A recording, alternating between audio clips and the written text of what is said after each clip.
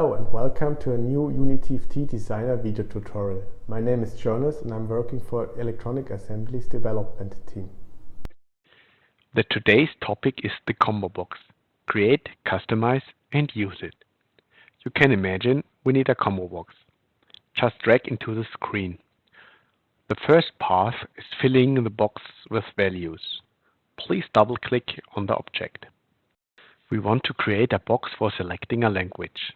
I delete the existing values and insert with a double-click 3 languages: German, English and French.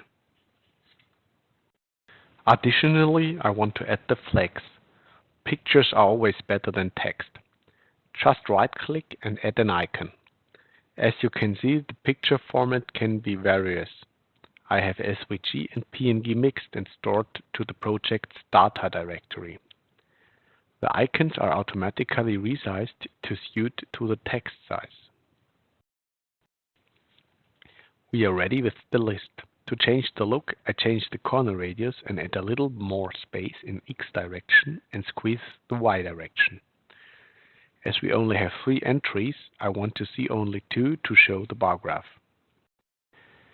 I give the ComboBox a nice name and start the simulator by pressing F6.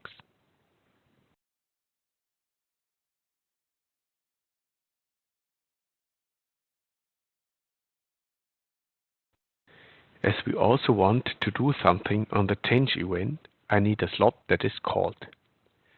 So I create a new macro, going to the project view and create it, giving a macro a meaningful name. I connect the release macro with the new macro. That means the macro is called if the value is changed. In that macro, we can check the changes and react. I simply want to output the new language in the terminal area of the display. Therefore, we need the command VSO that reads the object string. I read to string register 0 and print it with YPA to the terminal window. Please do not forget to add the carriage return line feed at the end. I start the simulator again to test our output. You can see it works. Maybe you need the index of the boxes in a variable. Therefore, I add the command variable register integer VRI and write to register 0. The calculation command that is needed is object combo last value. The parameter is the object ID. To visualize, I add the values to the terminal string. I output the string formatted. Watch out for the semicolon, a separator between format string and parameter. Let's test again.